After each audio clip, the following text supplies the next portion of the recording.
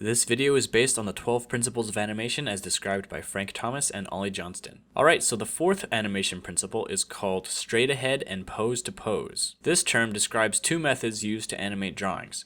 The first method, straight ahead, is where you draw the first drawing, and then you draw the second drawing, and then the third drawing, and so on. It's basically animating as you go. The second method, pose to pose, is where you draw the beginning and end of each main pose and go back later to fill in the drawings in between. So there are benefits to both methods. Pose to pose is generally better for most actions because it gives you the most control. You have a good idea of what the action is going to look like very early in the process. So instead of worrying if the character is going to end up in the right place, you decide where they end up from the beginning and work backwards. Also, using straight ahead animation can lead to the character changing size or being on a different level from beginning to end. Pose to pose can save you a lot of work. If you were to animate a whole sequence straight ahead and then realize that one pose is off, you would have to change several drawings to fix that one pose. But with pose to pose, you do the main poses to see if it feels right, and you can catch problems early on.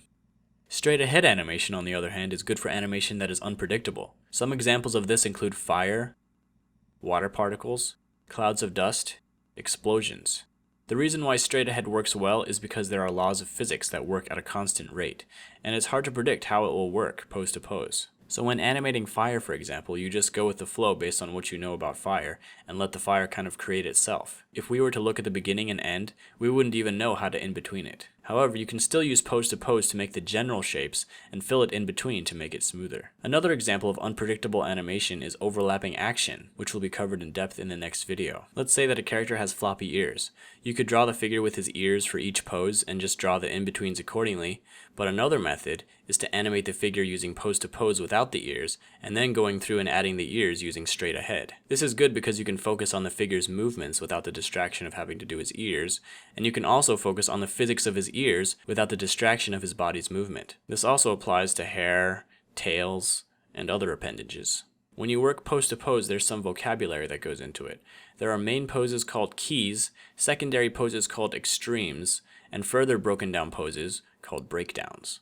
Make the keys first, perfect them, then decide the farthest the character will go in each direction using extremes, and then decide how you want the extremes to connect using breakdown poses. At this point, you can start in-betweening.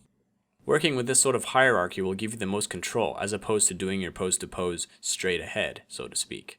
This is like pose to pose within pose to pose, because you are perfecting the poses at each level before moving down to the next level. So that's all I've got for straight ahead and pose to pose. The next principle is called follow through and overlapping action.